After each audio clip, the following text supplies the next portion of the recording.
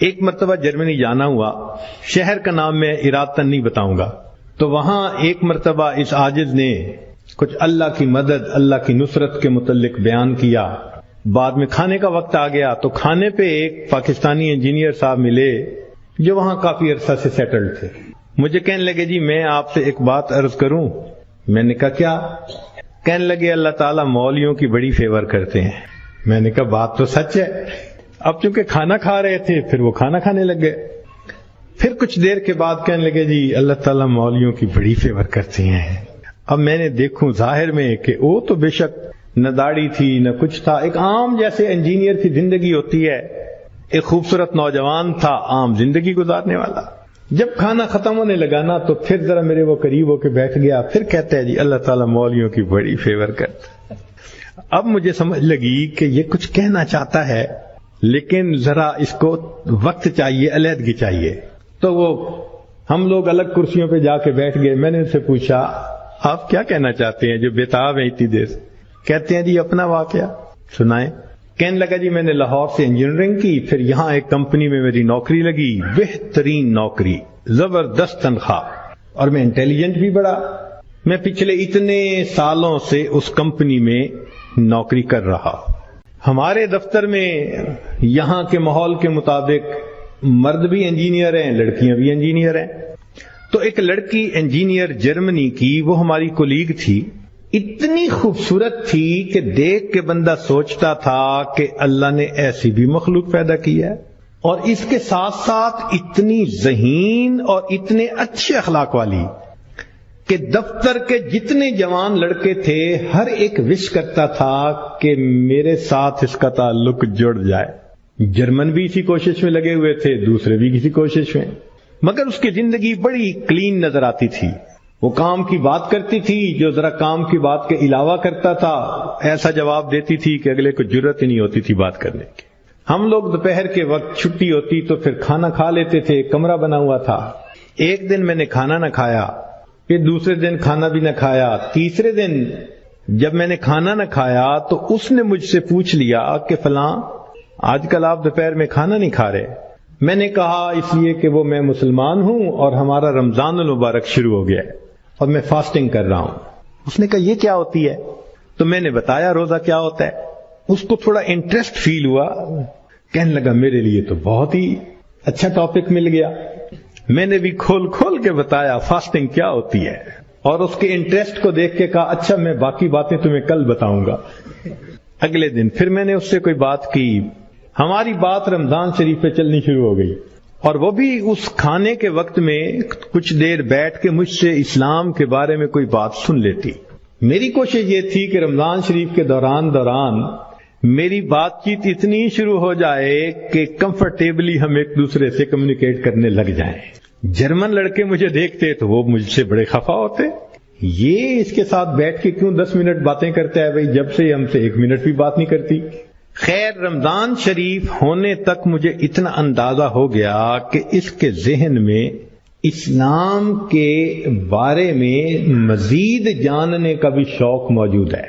تو میں نے کچھ انگریزی کی کتابیں بھی اس کو منگا کے دیں کہ پڑھو، اور میں تو چاہتا تھا اللہ کرے یہ مسلمان بنے، پھر تو ہمارا ہی نمبر لگے گا، کیونکہ باقی تو سارے یہاں کافر ہیں۔ بڑی میری کوشش تھی اور میں بڑے خلوص سے کوشش کر رہا تھا یہ مسلمان بن جائے، کہ اللہ کی شان کہ جو باتیں میں بتا سکتا تھا میں نے بتائیں، اور کچھ باتیں اس کو میں نے کہا کہ بھئی تمہارے قریب اگر کوئی مسجد ہے وہاں عالم ہے تو ان سے کوسچن پوچھ لو۔ 6 مہینے اس لڑکی نے اسلام کو سٹڈی کیا، اور ایک دن آ کے وہ مجھے کہنے لگی کہ کل میں نے کلمہ پڑھ لیا ہے، اور میں نے دیکھا کہ اس نے اپنا سر بھی ڈھکا ہوا تھا۔ تو یہ اس بات کی دلیل تھی کہ یہ مسلمان بن چکی۔ میری تو خوشی کے انتہا نہیں تھی۔ میں نے عشاء کے بعد 10 رکعت شکرانے کے نفل پڑھے کہ یہ مسلمان بن گئی۔ میں کولیگ بھی ہوں، مسلمان بھی ہوں، اس کے پاس تو کوئی دوسری آپشن ہی نہیں ہے، تو اب میرا کام آسان ہو گیا۔ اب وہ جب موقع ہوتا نماز بھی پڑھتی، مگر زندگی چلتی رہی۔ سال میں ہمیں چھٹیاں ملتی تھیں جو اکثر وہاں کے مقامی لوگ یورپ میں ادھر ادھر بیچز پہ گزارا کرتے تھے۔ بات چلی کہ بھئی اس دفعہ چھٹیوں کا پروگرام کیا ہے؟ اس نے کہا کہ میرا ارادہ ہے کہ میں اس دفعہ ٹرکی جاؤں گی، سنے وہاں بہت مسجدیں ہیں اور بہت علماء ہیں، میوزیمز ہیں، تو مجھے ذرا اسلام کو اور زیادہ اسٹڈی کرنے کا موقع مل جائے گا۔ میں نے سوچا ترکی جائے گی تو میرا کیا فائدہ؟ اب میں نے اس کو آئیڈیا دیا، فوڈ فار تھاٹ۔ ان کا تمہیں کیا پتا، اصل تو دین پاکستان میں ہے۔ اتنی مسجدیں ہیں، اتنے یہ علماء ہیں، اتنے فلاں ہیں۔ اب میں نے ایسی سہانی سٹوری اس کو سنائی کہ اس کو لگا کہ اگر مجھے دین سمجھنا ہے تو شاید وہاں انفارمیشن زیادہ مل سکیں گی۔ اور ادھر میں نے اپنی امی کو فون بھی کر دیا، امی میں کوشش کر رہا ہوں کہ یہاں سے ایک لڑکی آ جائے پاکستان، بس اس کو پھر آپ شادی کے لیے تیار کرنا، یہ آپ کا کام ہوگا۔ امی نے کہا بیٹا بات ہی کوئی نہیں۔ میری بہن ایک ایم اے انگلش تھی، ایک ایم اے اکنامکس تھی، بہنوں نے بھی کہا تم ایک دفعہ لے آؤ اس کو، ہم اس کو تیار کر لیں گی، مسئلہ ہی کوئی نہیں۔ اب میری کوشش کہ کسی طرح یہ سفر کرے۔ 2-3 دن وہ سوچتی رہی، پھر اس نے کہا کہ اچھا ٹھیک، میں نے ارادہ کیا ہے کہ ان چھٹیوں میں پاکستان جاؤں گی، مگر میں اپنی ارینجمنٹ خود کروں گی، تو ہم فلائٹ نمبر بس بتا دو کب جا رہے ہو۔ تو میں نے کہا ٹھیک۔ اب جس دن میں نے فلائٹ پہ آنا تھا، اور اس نے بھی 2 لفظ کہے تھے کہ ہاں میں بکنگ کروا لوں گی، کہنے لگا کہ میں تو 1 گھنٹے یعنی 3 گھنٹے پہلے پہنچنے کی بجائے 4-5 گھنٹے پہلے پہنچا ہوا تھا۔ جلدی سے چیک ان کروا کے اب میں تلاش کر رہا تھا کہ کب آئے۔ خیر اس کو آنے میں کچھ دیر ہو گئی، مگر میں نے دیکھا کہ وہ آ گئی تو میں بڑا مطمئن ہو گیا، اب یہ پاکستان آ رہی ہے۔ خیر جب پاکستان اترے تو میرے گھر والے رشتہ دار سب مجھے ریسیو کرنے آئے ہوئے تھے، تو گھر کی عورتیں اس کو بھی ملی۔ اس نے کہا کہ دیکھو میں نے ہوٹل کی بکنگ کروائی ہوئی ہے اور میں اس وقت تھکی ہوئی ہوں سفر کر کے، تو میں سیدھا ہوٹل میں جاؤں گی، اور کل جب میں کسی وقت فریش ہوں گی نا تو عورتوں کو کہا کہ تم ہوٹل آ جانا، میں تم سے ڈسکس کر لوں گی کہ مجھے کہاں کا انفارمیشن مل سکتی ہے۔ میری بہنیں اس کو دیکھ کے تو حیران ہو گئیں، اور انہوں نے شادی کی ڈیٹ اور پلاننگ وہ بھی شروع کر دی۔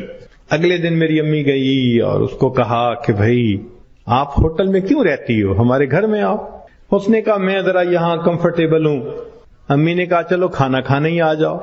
اس نے کہا ٹھیک، تو وہ ایک وقت کھانے کے لیے گھر امی کے ساتھ آ گئی۔ ہمارا گھر ڈیفنس کے اندر اتنا بڑا بہترین محل نما گھر تھا، اور بزنس تھا ہمارا، کار ڈیلرشپ تھی۔ اب جو کار ڈیلر ہو وہ تو کروڑوں پتی ہوتا ہے۔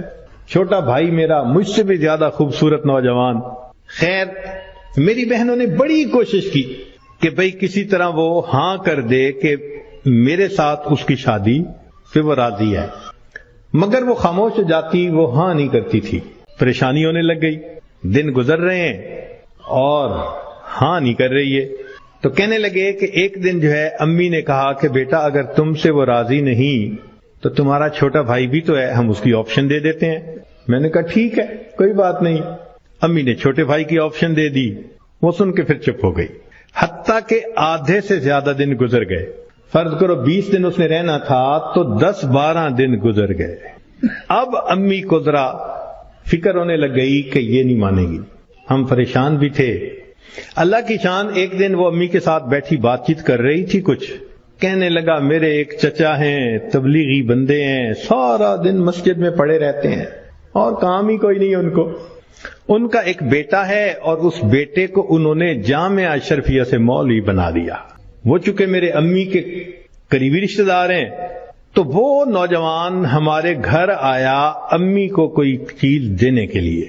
تو اس لڑکی کی ذرا دور سے نظر پڑ گئی کہ ایک بندہ ہے، داڑھی والا بھی ہے، ٹوپی بھی ہے اور وضاقتہ بھی دینی ہے۔ اس نے میری امی سے پوچھ لیا یہ کون ہے؟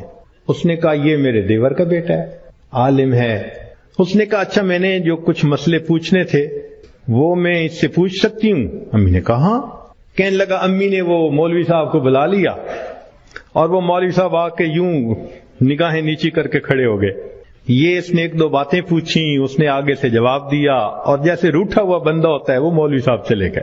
اس نے جاتے ہوئے اس سے پوچھ لیا کہ بھئی اگر کوئی اور بات پوچھنی ہو تو آپ کا ٹیلی فون نمبر، اس نے ٹیلی فون نمبر دے دیا۔ 1-2 دن ٹیلی فون پہ یہ اس سے بات کرتی رہی۔ کہنے لگے کہ چوتھے دن ہمیں پتہ چلا کہ لڑکی نے اس سے خود بات کی، کیا تم مجھ سے نکاح کرنا چاہتے ہو؟ کہنے لگے مولوی صاحب نے جواب دیا میں ابو سے پوچھوں گا ابو سے پوچھوں گا۔ اس نے ابو سے پوچھا، ابو نے کہا کہ بیٹا ساری دنیا مسلم مومن کے لیے اس کا ملک ہے، اگر تمہارا رزق اللہ نے وہاں لکھا ہے تم دین کی نیت سے جاؤ، اللہ کے دین کا کام کرو وہاں۔ کہنے لگا لڑکے نے ہاں کر دی۔ اگلے دن اس نے کیا کیا کہ وہ لڑکے نے اپنے 2-4 رشتہ داروں کو بلا لیا، سادگی کے ساتھ نکاح ہو گیا۔ لڑکی اس کو لے کے اسلام آباد ایمبیسی چلی گئی، اور ایمبیسی میں اس نے اپنا سٹیٹس دکھایا، پورا دکھا کے کہا کہ میں آئی تھی چھٹیاں گزارنے، اس کے ساتھ میرا نکاح ہو گیا ہے، کاغذات ہوتے رہیں گے، میں نے ہے 4 دن میں واپس جانا، کیا آپ اس کا ملٹیپل ویزا لگا سکتے ہیں؟ کہنے لگے کونسلر کو اس کی پرسنالٹی، اس کی بات چیت، اس کی نوکری اتنی جسٹیفیکیشن نظر آئی، اس نے چھوٹتے ہی 5 سال کا ملٹیپل ویزا لگا دیا۔ کہنے لگا چھٹیاں ختم ہونی تھی، وہ لڑکی اپنے وہ جو مولوی صاحب خاوند تھے ان کے ساتھ چلی گئی، محنت میں نے کی، اللہ نے فیور مولوی کی کر دی۔ مگر ایک حیت میں بیٹھیں، شروع میں 5 منٹ بیٹھیں گے، پھر مجاہدے سے 10 منٹ بیٹھیں گے، پھر 15 منٹ، جو 5 منٹ نہیں بیٹھ سکتا تھا وہ 2 گھنٹے بھی بیٹھ جائے گا، عادت بن جائے گی۔ تو یہ عادت بنانی پڑتی ہے، اس سے ڈرنا نہیں ہوتا۔ پہلے تو شیطان کہتا ہے کہ بس ٹانگ ٹوٹ جائے گی، اور جب بیٹھنے کی عادت پڑ گئی تو پھر کہتا ہے اب تو تیری گردن ٹوٹ جائے گی، چونکہ ہر وقت سر جھکا کے بیٹھے رہنے سے گردن میں بھی درد ہوتی ہے، مگر ایک عادت پڑ جاتی ہے۔ پھر گھنٹوں انسان بیٹھتا ہے، سکون پا لیتا ہے اس کنڈیشن میں۔ تو آپ یہ سمجھیں کہ جو قلب جاری ہونا ہے اس کی پہلی ریکوائرمنٹ کہ ہم مراقبے میں لمبا بیٹھنے کی عادت ڈالیں، کہ ابتدائی اسباق میں رات کو لیٹ کے سوتے ہی نہیں تھے۔ کئی سال شروع کے ایسے ان کی زندگی کے گزرے، بس ہر کام سے فارغ ہو کے مراقبے کی حالت میں بیٹھ جاتے تھے، اور اسی میں اونگ آتی، نیند آتی، وہی رات کی نیند ہوتی تھی۔ لمبا لیٹ کے سونا سالوں موقوف۔ اب چونکہ ذکر کی نیت سے بیٹھتے تھے تو چاہے وہ 2 گھنٹے بیٹھے رہیں، 3 گھنٹے، اور نیند رہے تو چارجنگ ہوتی رہتی تھی۔ آپ بتائیں، آج کل تو سمجھنا آسان ہے کہ سیل فون اگر آپ چارجر کے ساتھ لگا دیں تو پھر اس کے بعد سکرین آن ہو تو بھی چارجنگ ہوتی ہے، آف ہو تو بھی چارجنگ ہوتی رہتی ہے، چارجنگ پہ تو فرق نہیں آتا۔ تو جب ایک بندہ اپنے چارجر کو لگا کے مراقبے کی نیت کر کے بیٹھ گیا، اب آنکھ کی سکرین آن ہو تو بھی چارجنگ ہوگی، آف ہو جائے تو بھی چارجنگ ہوگی۔ تو جن کو یہ ذکر قلبی نصیب ہوا انہوں نے پاگلوں کی طرح محنت کی اس کے حصول کے لیے۔ یعنی دنیا تو کیا کہے گی، حتیٰ یقال انہ مجنون، گھر کے لوگ کہتے ہیں تو پاگل ہو گیا ہے، لیٹ کے سوتا نہیں ہے، ایسی بھی کون سی بات ہے؟ تو یہ جو بات ہے نا، حتیٰ یقال انہ مجنون، یہ پوری ہو کے رہتی ہے، چاہے بیوی کہے، چاہے گھر کے لوگ کہیں، چاہے باہر کے لوگ کہیں، چاہے مخالف لوگ کہیں، مگر کہتے سب ہیں پاگل ہے۔ پاگلوں کی طرح جن لوگوں نے محنت کی اس نعمت کو پانے کے لیے، اللہ نے پھر یہ نعمت ان کے لیے آسان کر دی۔ آج تک ہمیں زندگی میں ایسا بندہ نہیں ملا کہ منٹوں کے مراقبوں سے جس کی نسبت کبھی ہو گئی ہو۔ روزانہ چند منٹ پڑھنے سے تو پرائمری میں بچہ پاس نہیں ہوتا۔ آپ بتائیں نا، کسی بچے کو آپ 10 منٹ روزانہ پڑھائیں تو سال کے بعد پاس ہو جائے گا، اور 10 منٹ روز پڑھنے سے تو پرائمری کا امتحان پاس نہیں ہوتا، ولایت کا امتحان کیا پاس ہوگا؟ تو یہ منٹوں کو چھوڑیں، یہ تو مبتدی لوگوں کے لیے ہوتے ہیں کہ جن کو مس نہیں، دین پہ ان کی ترتیب ہی نہیں، ان کو دین کے قریب کرنے کے لیے ڈویبل چیز بتانی ہوتی ہے کہ وہ سمجھے کہ ہاں بھائی یہ کر سکتے ہیں۔ اگر پہلے دن ہی کہہ دیں بھائی گھنٹہ تم نے بیٹھنا ہے تو وہ تو کہیں گے کہ پتہ نہیں، یہ تو ہو ہی نہیں سکتا ہمارے لیے۔ اس لیے یہ جو 5-10 منٹ ہیں یہ بہت ہی مبتدی بندے کے لیے ہیں کہ وہ اس ترتیب پہ آ جائے، وحشت محسوس نہ کرے۔ جو آگے اور اب وہ چاہتے ہیں کہ ہمیں یہ نعمت مل جائے تو ان کو تو پھر اب گھنٹوں بیٹھنا۔ میں نے ایک دن پہلے بھی کہا کہ جتنا بڑا افسر ہوتا ہے اس کی ملاقات کے لیے گھنٹوں انتظار میں بیٹھنا، اور ملک کے صدر سے ملاقات کے لیے تو مہینوں انتظار کرنا پڑتا، تو مالک الملک سے ملاقات کے لیے کتنا انتظار کرنا پڑے گا بھائی؟ انتظار تو کرنا ہی پڑنا ہے۔ جو یہاں انتظار کر کے جائے گا تو قبر سے اٹھتے ہی مسکرا کر ملیں گے، بھائی تم تو ویٹنگ روم میں بیٹھ کے آئے ہو نا، تم تو انتظار کر کے آئے ہو نا، اب تو تمہاری باری ہے۔ اور جو بیٹھے ہی نہیں ہوں گے پھر ان کو وہاں انتظار کرنا پڑے گا۔ تو انتظار تو کرنا پڑنا ہے، حسن کا دستور ہے، انتظار کرواتا ہے، شہنشاہوں کی ترتیب ہے، انتظار کرواتے ہیں۔ تو مالک الملک بھی انتظار کرواتا ہے، اس لیے وہ بھی چاہتا ہے کہ بیٹھو میری یاد میں۔ تو ایک بات کہ ذکر قلبی حاصل کرنے کے لیے جو بندہ سنجیدہ ہے تو ایک تو اسے بیٹھنے کی ترتیب بنانی پڑے گی، چاہے تہجد کے بعد بنائیں، چاہے عشاء کے بعد بنائیں، چاہے دن میں بنائیں، اس میں کوئی پابندی نہیں ہے۔ جو سہولت کا وقت ہے اس وقت میں بنائیں، مگر بیٹھیں صحیح، ٹائم کھلا ہو۔ جب آپ بیٹھ گئے تو اب سب سے پہلی چیز کیا ہوگی کہ شیطان شیطانیت دکھائے گا، اور وہ برے خیالات شہوانی شیطانی بھرمار کر دے گا۔ آپ پریشان ہو جائیں گے کہ یار مراقبے کے بغیر ہی اچھے تھے، کہ مراقبے کے بغیر تو ایسے خیال نہیں آتے تھے، ذرا مراقبے میں بیٹھے تو کیا کیا تماشے۔ یہ اصل میں شیطان کا حربہ ہے انسان کو مایوس کرنے کے لیے۔ تو کیا ہوتا ہے کہ نیا بندہ مراقبے میں سر جھکاتا ہے، 1 منٹ کے بعد سر اٹھا دیتا ہے، بس ٹھیک، اس سے نہیں بیٹھا جاتا۔ اس کو بھی مجاہدہ کرنا پڑے گا، برداشت کرنا پڑے گا۔ اس کی مثال یوں سمجھیں کہ اگر کسی کمرے میں بلی نے پاخانہ کر دیا ہو تو جیسے ہی آپ دروازہ کھولیں گے تو بو تو آئے گی، اب آپ فوراً دروازہ بند کر دیں تو بو تو نہیں نہ ختم ہو سکتی۔ بو ختم کرنے کا ایک ہی طریقہ ہے کہ دروازہ کھولیں، بو کو برداشت کریں اور نجاست کو صاف کریں، ہمیشہ کے لیے ختم۔ اسی طرح جب ہم مراقبے میں بیٹھتے ہیں اور دل کا دروازہ کھولتے ہیں تو شیطان بلی نے وہاں نجاست کی ہوتی ہے، تو بو کو دیکھ کے بند کرنے کی ضرورت نہیں ہے، بیٹھے رہیں۔ یہ سوچیں کہ اگر اس دل کو میں لے کے اللہ کے سامنے گیا تو کیا شکل دکھاؤں گا کہ تمہارے دل میں یہ کوڑا کرکٹ بھرا ہوا ہے، یوں تم نے میرے گھر کو برباد کیا، ویران کیا۔ تو بلکہ دل میں افسوس ہو کہ میں نے بڑی دیر کے بعد اس چیز کو ریئلائز کیا کہ مجھے دل کو سنوارنا ہے، صاف کرنا ہے۔ تو بیٹھے رہیں، جو خیال آتا ہے بیٹھے رہیں۔ ہوگا کیا کہ پہلے دن 100 خیال آئیں گے، پھر 99 ہو جائیں گے، پھر 98 ہو جائیں گے، پھر 97۔ یہ خیالات گھٹتے جائیں گے اور جو حضوری اور توجہ والا ٹائم ہے وہ بڑھتا جائے گا، حتیٰ کہ ایک ایسا وقت آئے گا کہ جیسے ہی سر جھکائیں گے اللہ کی یاد میں آپ ڈوب جائیں گے، استغراق کی کیفیت حاصل ہو جائے۔ پھر گھنٹوں بیٹھیں گے، دل کے آئینے میں ہے تصویر یار، جب ذرا گردن جھکائی دیکھ لی۔ تو اس میں بیٹھنا، اور دوسرا وساوس سے مت گھبرانا، اور تیسرا کیفیت کا ٹھیک ہونا۔ کیا کچھ لوگ مراقبے میں بیٹھ کے سانس سے کرنے لگ جاتے ہیں، یہ صحیح طریقہ نہیں ہے۔ جذبہ بھی محسوس ہوگا اور وارفتگی بھی محسوس ہوگی، مگر دل صاف نہیں ہوگا۔ دل تو صاف ہوگا جب اس طریقے سے کریں گے جو مشائخ کے اوپر اللہ نے کھولا ہے۔ یہ الہامی طریقہ ہے نا، تو رب کریم نے جو الہام فرمایا کہ اس طرح کرنے سے یہ دل صاف ہوتا ہے، وہ تو اسی طرح ہوگا۔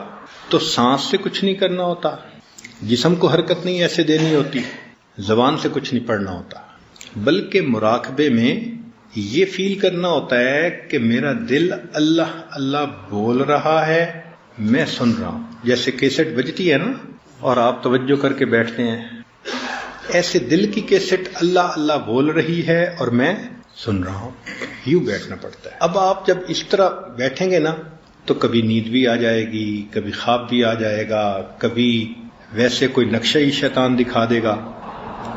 یہ ایک اور ٹریپ شیطان کا کہ اگر یہ شیطانی خیالات کی وجہ سے مراقبے سے پیچھے نہیں ہٹا تو اب اس کو نقشے دکھا کر ذرا خود پسندی کا مریض بنا لو۔ یہ سیکنڈ اٹیک ہے اس کا، یہ سیکنڈ اٹیک۔ شیطان بدبخت دشمن ہے۔ کہتے ہیں کہ شیخ عبد القادر جیلانی رحمۃ اللہ علیہ جنگل میں بیٹھے مراقبہ کر رہے تھے، یکدم ایک روشنی ظاہر ہوئی اور آواز آئی، عبد القادر اب ہم تم سے بہت خوش ہو گئے اور قلم تمہارے لیے اٹھا دیا گیا، یعنی اب تم جو مرضی کرو، اب ہم تم سے راضی۔ تو جیسے ہی یہ آواز آئی نا تو شیخ عبد القادر جیلانی رحمۃ اللہ علیہ نے فوراً پڑھا لا حول ولا قوت الا کہ اللہ کا حکم تو ہے کہ وَاعْبُدْ رَبَّكَ حَتَّى يَأْتِيَكَ الْيَقِينُ کہ موت تک کرنا ہے، اور یہ تو پھر شیطان ہی ہو سکتا ہے نا جو کہہ رہا ہے کہ اب جو تم کرو قلم اٹھا دی گئی۔ تو انہوں نے کہا لا حول ولا قوت الا باللہ، تو شیطان تھا بھاگا، مگر جاتے ہوئے بیک فائر کر گیا۔ کیا کہنے لگا کہ عبد القادر میں نے اس ترکیب سے سینکڑوں اولیاء کو گرایا، تم اپنے علم کی وجہ سے بچ گئے۔ میں نے اس ترتیب سے سینکڑوں اولیاء کو برباد کیا، لیکن تم اپنے علم کی وجہ سے بچ گئے۔ انہوں نے پھر کہا دوسری مرتبہ لا حول ولا قوت الا باللہ، او بدبخت اپنے علم کی نئی وجہ سے نہیں بچا، اللہ کے فضل کی وجہ سے بچا۔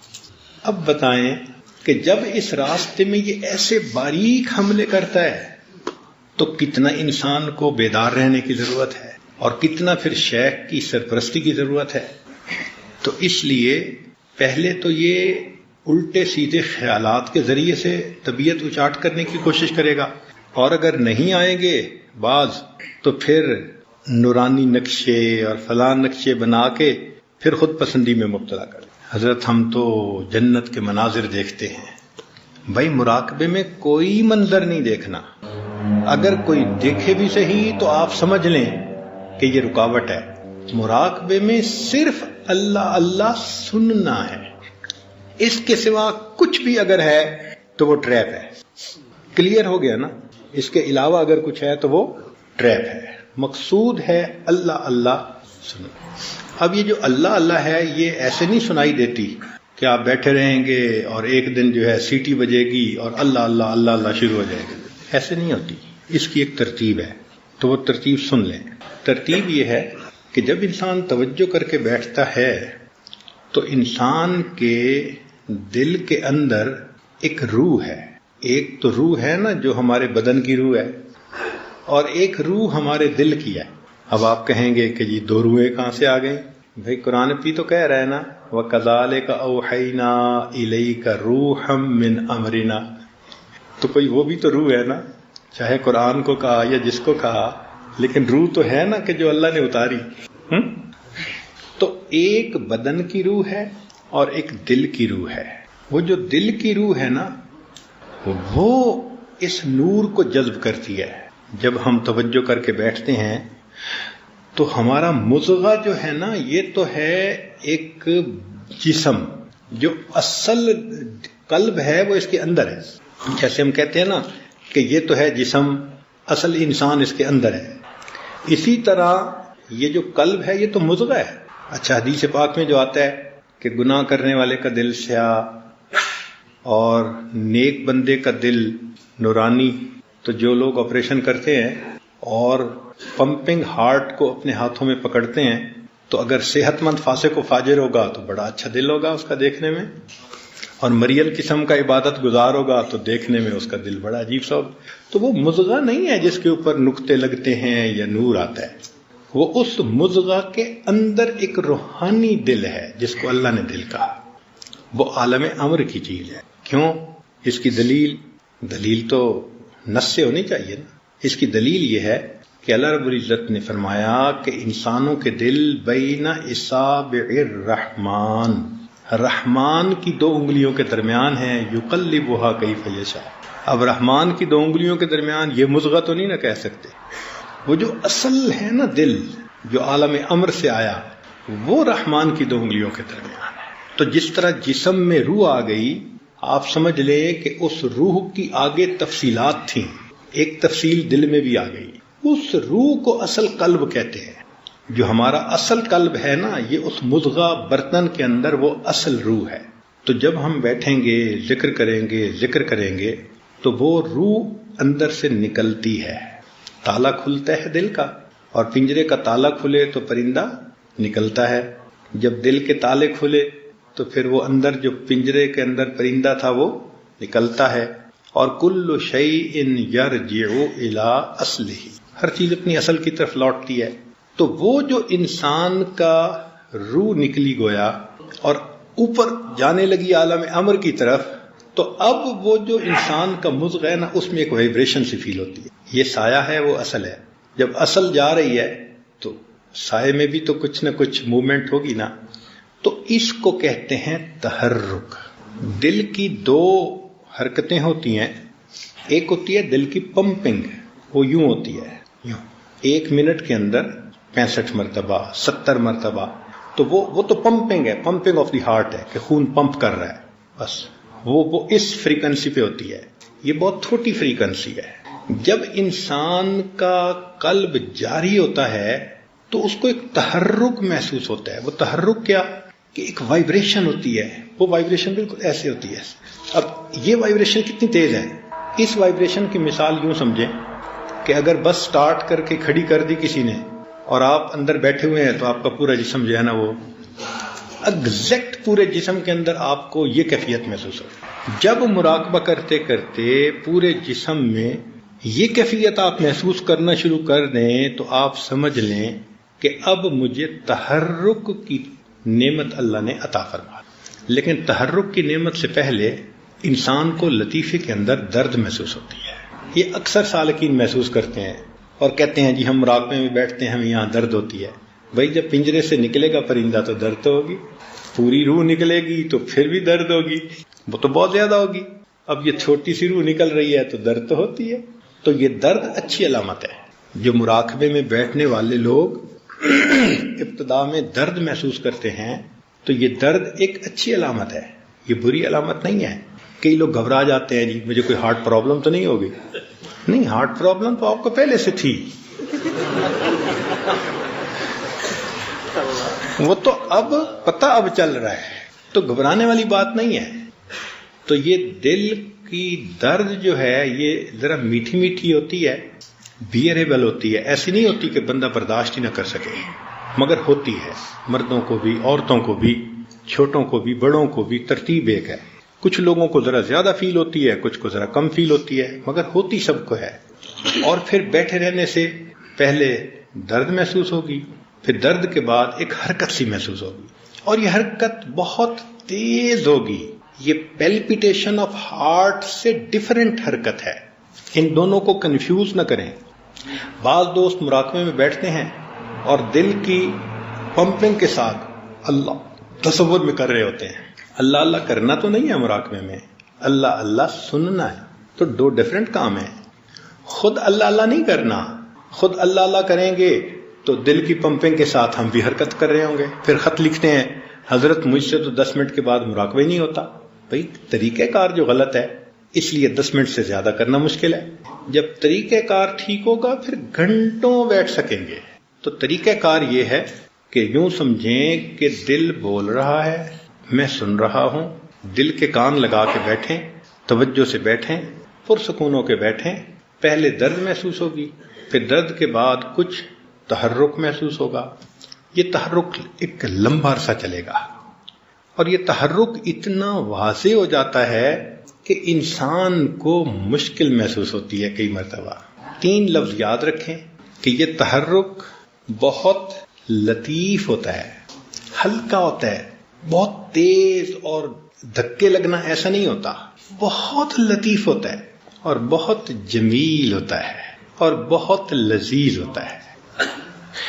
تو یہ تحرک جو ہے نا، یعنی جیسے گدگدی نہیں کئی دفعہ بندہ محسوس کرتا، تو کئی دفعہ بندے اس پہ ہاتھ رکھتا ہے اپنے سینے پہ خود ہی کہ یہ تھوڑا سا دب جائے تو مجھے ذرا سکون آ جائے.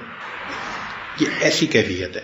چنانچہ بہت سارے لوگ جن کے قلوب جاری ہوئے انہوں نے یہ کیفیت ایک طرح کی بتائی کہ ایک تحرک محسوس ہوا. وہ تحرک ایسا تھا کہ بیٹھنے کو بھی دل چاہتا تھا مگر اس کو برداشت کرنا بھی مشکل ہوتا تھا، تو دباتے تھے ہم کئی مرتبہ. ایسا ہوتا ہے. جب یہ علامات ہوں تو اس کا مطلب کہ اب قلب اپنی منزل کی طرف سفر پر نکل پڑا ہے. اس کو کہتے ہیں سیر اللہ. اب اس کی تفصیل تو میں انشاءاللہ کل کروں گا، سیور اربع کیا ہے.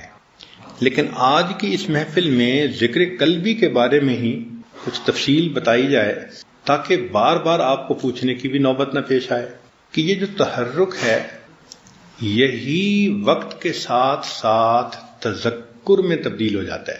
پہلے یہ حرکت ہوتی ہے، انسان بیٹھا رہتا ہے، پھر اسی حرکت کے ساتھ ایک ادراک شروع ہو جاتا ہے کہ جیسے اللہ اللہ اللہ اللہ اللہ اللہ ایک آواز محسوس ہونی شروع ہو جاتی ہے.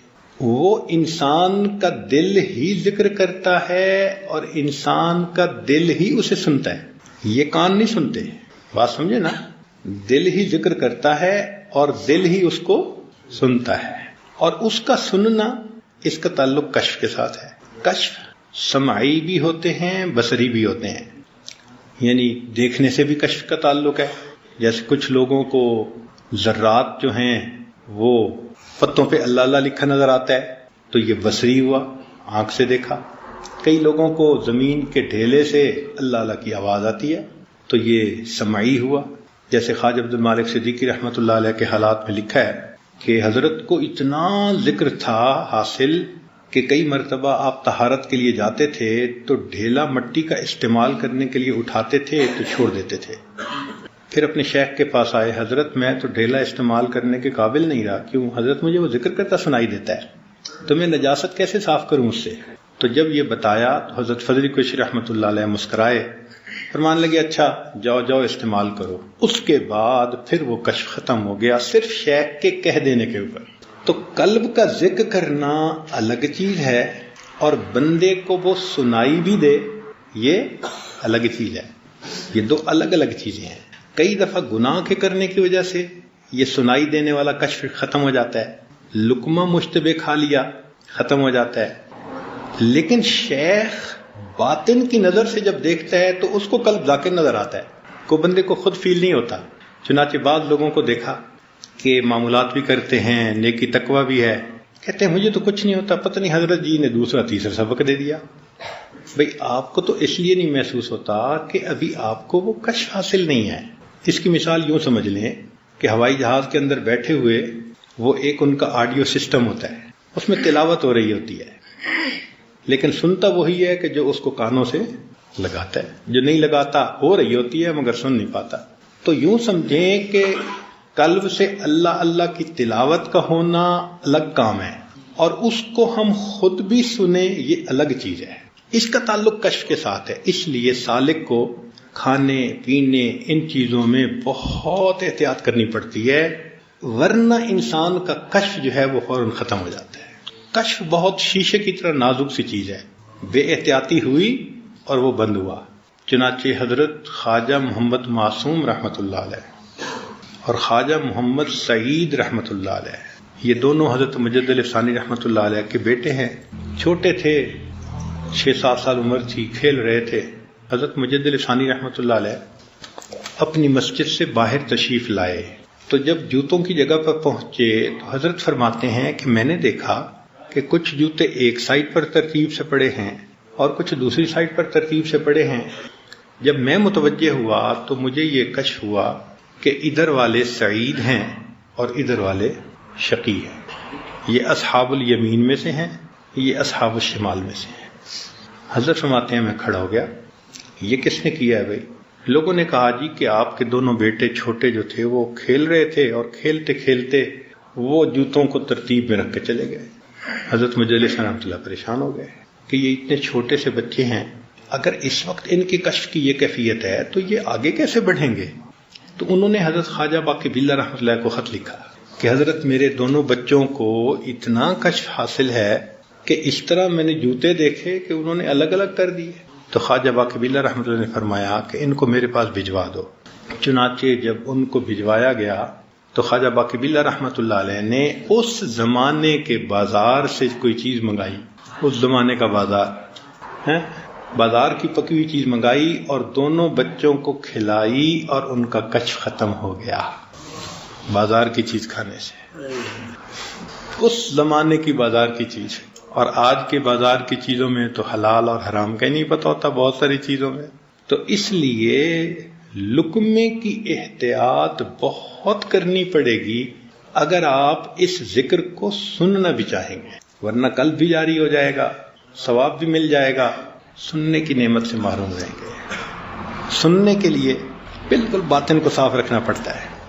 تو قلب کا جاری ہونا، اس کا پروسیس یہ ہے کہ پہلے حرکت ہوتی ہے، بہت لطیف، بہت جمیل اور بہت لذیذ. جیسے گدگدی کا احساس ہوتا ہے نا کئی مرتبہ، ایسے بندے کو سینے میں احساس ہوتا ہے. اور بعض تو ایسے بھی حضرات گزرے کہ جنہوں نے کرتے کے نیچے رومال باندھتے تھے تاکہ وہ حرکت تھوڑی سی دب جائے اور میں وقت گزار لوں، ورنہ مشکل ہو جاتا تھا بیٹھنا. تو ایسا بھی کرنا پڑتا ہے.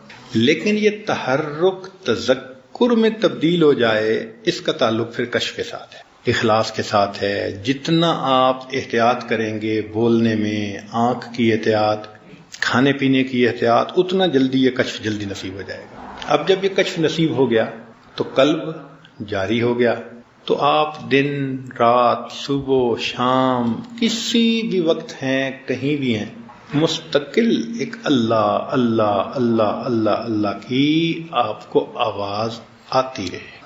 آپ کی آنکھیں سو جائیں گی، آپ کا دل نہیں سوئے گا. پورے جسم میں دل ہی ایسا عضو ہے کہ جو زندگی میں کبھی بھی بند نہیں ہوتا. اس کے بند ہونے کا نام موت ہے. تو ساری زندگی چلتا ہے. روحانیت میں بھی اسی طرح کہ جب یہ جاری ہوتا ہے تو پھر اس کے نصیب میں بند ہونا نہیں ہے، یہ چلتا رہتا ہے. بلکہ پھر تو موت پر بھی یہ بند نہیں ہوتا، سونے سے بھی بند نہیں ہوتا. نبی السلام نے ارشاد فرمایا تنام عینایا ولا ینام قلبی، میری آنکھیں سو جاتی ہیں، میرا دل نہیں سوتا. تو دل کیا کرتا تھا؟ اللہ کو یاد کرتا تھا. تو یہ اللہ اللہ کا ذکر انسان کو، اس کو ذکر قلبی بھی کہا گیا حدیث میں، ذکر سری بھی کہا گیا، ذکر خامل بھی کہا گیا. حدیث پاک میں یہ 3 مختلف نام ہیں اس کے، ذکر قلبی، ذکر خفی، ذکر خامل. یہ مختلف نام ہیں. مقصود سب کا ایک قلبی ذکر ہے کہ جس کو حافظہ بھی نہیں سنتے، یہ صرف یا بندہ سنتا ہے یا اس کا پروردگار سنتا ہے، اور کوئی مخلوق نہیں سن سکتی. ساتھ بیٹھنے والا بندہ نہیں سن سکتا. ہاں کرامت کے طور پہ اللہ کسی کو سنوانا چاہے وہ الگ بات ہے، ورنہ ساتھ والے بندے کو پتہ نہیں، یا کرنے والے کو پتہ ہوتا ہے، یا جس کا ذکر ہو رہا ہے اس کو پتہ ہوتا ہے. اس کو کہتے ہیں میان عاشق و معشوق رمزیز کرامن کاتبین راہم خبر. عاشق اور معشوق کے اندر ایسے اشارے ہوتے ہیں، وہ ایک دوسرے سے پیغام پہنچا جاتے ہیں، فرشتوں کو پتہ بھی نہیں چلنے دیتے. چنانچہ فرشتے ذکر نہیں سنتے، پھر وہ لکھتے کیسے ہیں؟ حدیث پاک میں آتا ہے کہ ذکر کرنے والے بندے کے جسم سے ان کو خوشبو محسوس ہوتی ہے. وہ لکھتے ہیں خوشبو آ رہی ہے، خوشبو آ رہی ہے. قیامت کا دن ہوگا، اللہ پوچھیں گے کہ بھئی کرامن کاتبین تم نے کیا لکھا؟ اللہ خوشبو آتی تھی. مان لگے ہاں یہ میرے اور میرے بندے کے درمیان راز تھا، یہ اپنے دل میں مجھے یاد کرتا تھا، اب اس عمل کا اجر دینا یہ بھی میری ہی ذمہ داری ہے. تو قلبی ذکر کا اجر قیامت کے دن اللہ عطا فرمائے. یہ ایک نعمت ہے جو اللہ سے مانگنی چاہیے کہ زندگی کا کوئی دن ایسا ہو، کچھ لمحے ایسے ہوں، ہمارا یہ مردہ دل بھی زندہ ہو اور اس سے بھی اللہ اللہ کی آواز آئے. یاد رکھیں کہ مردہ انسان کو زندہ کر دینا یہ چھوٹی کرامت ہے، مردہ دل کا زندہ کر دینا یہ اس سے بڑی کرامت ہے. تو ہمارے اکابرین مردہ دلوں کو زندہ کر دیتے تھے. اور کئی مرتبہ تو شیخ کی توجہات ایسی ہوتی ہیں کہ جیسے ہی وہ انگلی لگا کے اللہ اللہ اللہ کرتے ہیں، قلب اسی وقت جاری ہو جاتا ہے، گو کہ سالک کو پتہ نہیں چلتا، کیونکہ اس کی سکرین کے اوپر جو وہ آیا ہوا ہوتا ہے. کئی دفعہ ونڈ سکرین پہ آپ نے دیکھا ہے نا، مٹی ہوتی ہے، اندر بیٹھے کو یا ویپر ہوتے ہیں تو کچھ باہر پتہ نہیں چلتا، تو وہ سکرین صاف کرنی پڑتی. تو شیخ کی توجہ سے قلب تو جاری ہو گیا، سکرین تو اس نے خود صاف کرنی ہے نا، تو اس کو محنت کر کے صاف کرے گا تو سننے بھی لگ جائے گا. ہمارے حضرت رحمۃ اللہ علیہ فرمایا کرتے تھے کہ کامل مشائخ ایک ایسے مرتبے پہ اللہ ان کو پہنچا دیتا ہے کہ غافل دل والا آتا ہے، ان کی انگلی قلب پہ لگ جاتی ہے، دل جاری ہوئے بغیر بندہ پیچھے نہیں ہٹتا. یہ الگ بات ہے کہ اس کو خود نہیں پتہ چلتا، مگر اس کی یہ پہچان ہے. پھر نیکی کو جی چاہتا ہے، پھر انسان نیک بن جاتا ہے، پھر زندگی بدل جاتی ہے، پھر داڑھی بھی رکھ لیتا ہے، پھر نمازیں بھی پڑھتا ہے. زندگی میں ایک جو تبدیلی محسوس ہو رہی ہے، یہ کیسے ہو رہی ہے؟ اصل میں وہ دل جاری ہو گیا شیخ کی. اس لطیفے کے اوپر ٹائم لگانا پڑتا ہے کیونکہ یہ پہلا سبق ہے. مگر یہ آسانی سے ہو جاتا ہے. ایک نقطہ ذہن میں رکھیں، دنیا بھر کی کتابیں اٹھا کے دیکھ لیں، ان کا پہلا سبق ہمیشہ آسان ہوگا. کوئی کتاب ایسی نہیں کہ جس کا پہلا سبق سب سے مشکل ہو، نہیں، پہلا سبق ہمیشہ آسان ہوتا ہے. اور یہ سلسلے کا پہلا سبق ہے تو اللہ نے اس کو بھی آسان بنایا ہے، مشکل نہیں ہے. ہاں، ایک نیت کرنی پڑتی ہے، کمٹمنٹ کرنی پڑتی ہے کہ اللہ بس میں یہ نعمت چاہتا ہوں. یہ تو نہیں نا کہ ادھر مراقبہ کیا اور باہر نکل کے نیلے کو بھی دیکھا، پیلے کو بھی دیکھا، اس کو بھی دیکھا، اس کو بھی دیکھا، تو ساری اثرات ختم ہو. ایک بد نظری مہینوں کی محنت کو ایک لمحے میں ختم کر کے رکھ دیتی ہے، ایک بد نظری. تو جھوٹ سے احتیاط، غیبت سے احتیاط، کھانے پینے میں احتیاط، ان سب چیزوں سے احتیاط کرنی پڑتی ہے. یہ نعمت تب ملتی ہے. جن لوگوں نے بھی حاصل کیا انہوں نے محنت بہت کی، اور وہ محنت کیا تھی؟